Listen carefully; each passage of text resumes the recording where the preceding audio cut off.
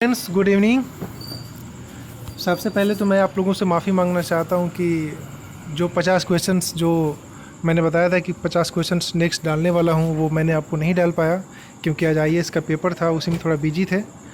तो चलिए उसको कंटिन्यू करते हैं। और मैं आपको यहाँ पे इस वीडियो में ये बताने वाला हूँ कि पिछले जितने भी जेएनयू के पेपर हुए हैं उनमें उन्होंने प्रैक्टिकल ज्योग्राफी से रिलेटेड कौन कौन से सेक्शन को कवर किया है। तो देखिए, जेएनयू के पेपर में प्रैक्टिकल ज्योग्राफी आपको उतना ही इंपॉर्टेंट होता है जितना कि आपका फिजिकल और ह्यूमन ज्योग्राफी।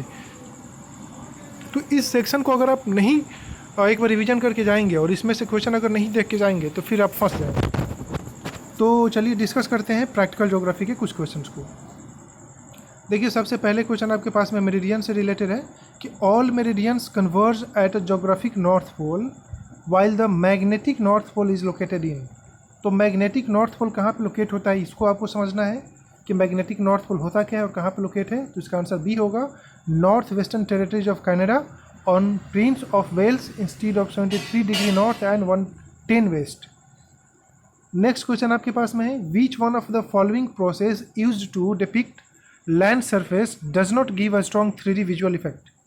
समझिएगा, which one of the following processes used to depict land surface does not give a strong 3D visualisation effect. Contour formation आपको समझना होगा कि क्या होता है और कैसे होता है, उसके basics. Next, Who among the following is associated with the investigation and cartographic representation of land use? इनमें से कौन ऐसे हैं जो कि कार्टोग्राफी रिप्रेजेंटेशन किसका, लैंड यूज के कार्टोग्राफिक रिप्रेजेंटेशन से और उसके इन्वेस्टिगेशन से रिलेटेड है। तो वह है D Stamp, sorry R Hudson. R Hudson जो है वो इससे एसोसिएटेड है। नेक्स्ट क्वेश्चन है आपके पास में, which one of the following is not zenithal projection. Zenithal projection इसमें से कौन नहीं है। देखिए, मैप प्रोजेक्शन के अलग अलग पार्ट्स होते हैं, जेनाइथल प्रोजेक्शन और इंथोलॉजी प्रोजेक्शंस, डिफरेंट टाइप्स के प्रोजेक्शंस होते हैं। और प्रोजेक्शन का मतलब होता है कि कोई भी 3D ऑब्जेक्ट को 2D में कन्वर्ट करना। मतलब ग्लोब क्या है, 3D है, 3D रिप्रेजेंटेशन करता है उसका अर्थ का, और उसका 2D रिप्रेजेंटेशन जो होता है वो मैप होता है। तो मैप का मतलब ही होता है कि 3D से 2D में कन्वर्ट करना, और उसको मैप प्रोजेक्शन के जरिए करते हैं, जिसके डिफरेंट टाइप्स होते हैं। तो उसमें से एक टाइप जो वो जेनाइथल प्रोजेक्शन होता है। तो इसका आंसर होगा मोलवेड।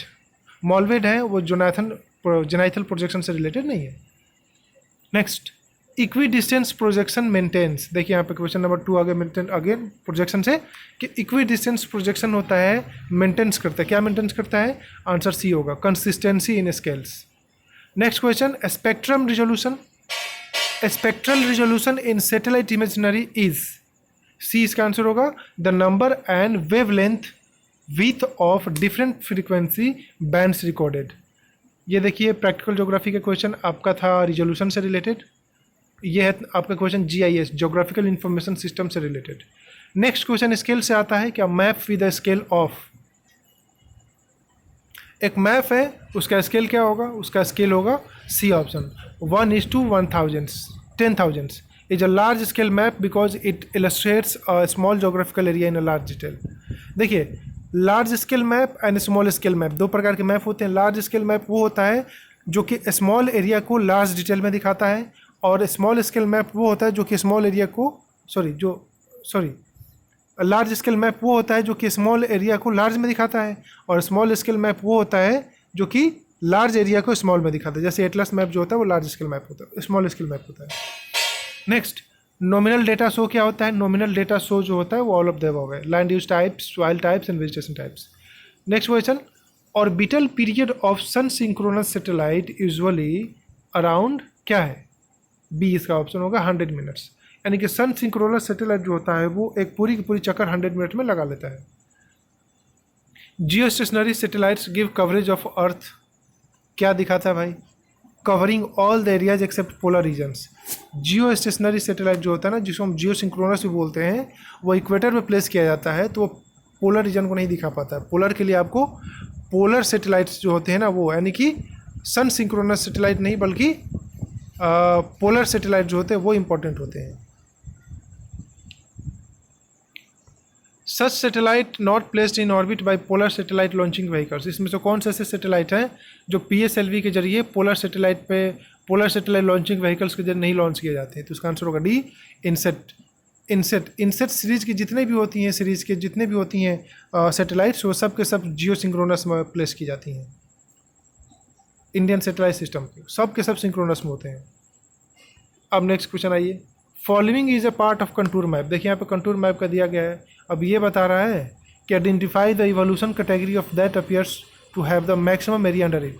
मैक्सिमम एरिया किसके अंदर में आएगा? तो कंटूर को देकर आपको डिसाइड करना 15 से 20 के बीच में मैक्सिमम एरिया आएगा। This is the 15, this is 20।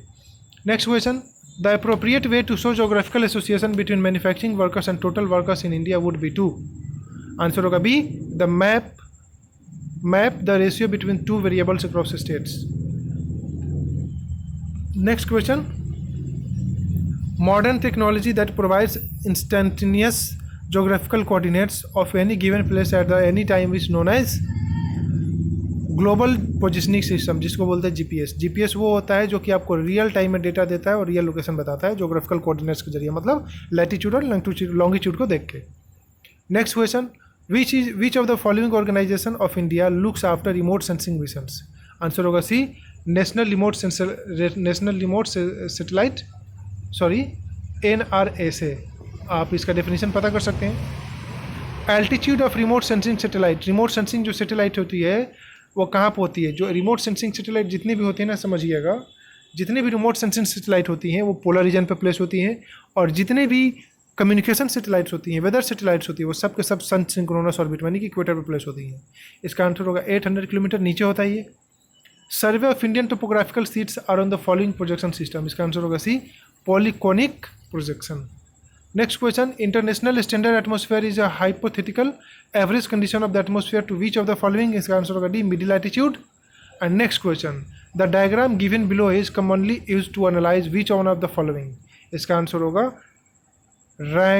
distance decay principle। distance decay principle से ही associated है भी ये। Next questions, the diagram given below depicts which one of the following population characteristics? ये जो पॉपुलेशन कैरेक्टरिस्टिक स्टेशनरी पॉपुलेशन के दिखाता है कि वो नीचे बेस कम है, बीच में बेस ज़्यादा है, फिर नीचे ऊपर में कम हो गया। तो ये दिखा रहा है कि वहाँ पे पॉपुलेशन जो है वो जो स्टेट है वो बहुत ही हाई डेवलपमेंट से गुजर रहा है। ये डेवलप कंट्री में नॉर्मली पाई जाती है। Next question, ratio of number of streams of a particular order to number of stream of the next higher order is known by which of the following. तो यहाँ पर डिसाइड करना आपको, तो इसका आंसर होगा bifurcation ratio. Next question, 1:24,000 scale means. इसका answer होगा सी, 2000 फीट ऑन द ग्राउंड। ये देखिए स्केल से क्वेश्चन रिलेटेड है, और ये आपको पता करना होगा कि स्केल होता क्या है, कितने टाइप्स के स्केल होते हैं और किस प्रकार से उनके डिस्टेंस निकालते हैं ग्राउंड पे और साथ ही साथ में मैप पे। Next question, the contour of vegetation in false colour composite is. D, red होगा। फॉल्स कलर कंपोजिट, यहाँ पे कलर कंपोजिट आपको याद रखना होगा कि 2-3 कलर है, उसका कंपोजिट कौन कौन से कलर बनेंगे। Next, the speed of travel from a central place in all direction at some definite interval of a time can be represented by traffic flow cartograms. तो ये कार्टोग्राफी आपको पढ़ना होगा।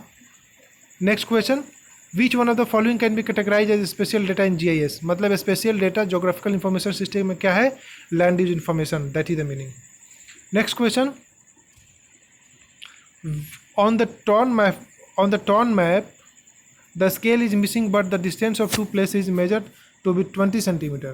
We know that the actual distance of a ground is 1400 kilometer.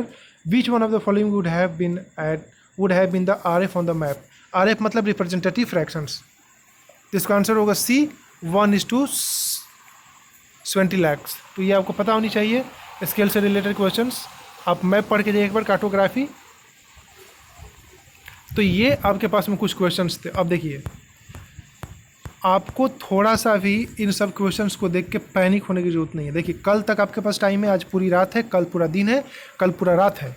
तो आप एक काम करिए, आप ओल्ड NCERT कहीं ढूंढिए मार्केट में, ओल्ड NCERT जो कि 11th क्लास की और 12th क्लास की हो, ओल्ड NCERT, और उनसे रिलेटेड उनकी प्रैक्टिकल ज्योग्राफी के बुक्स ढूंढ लीजिए।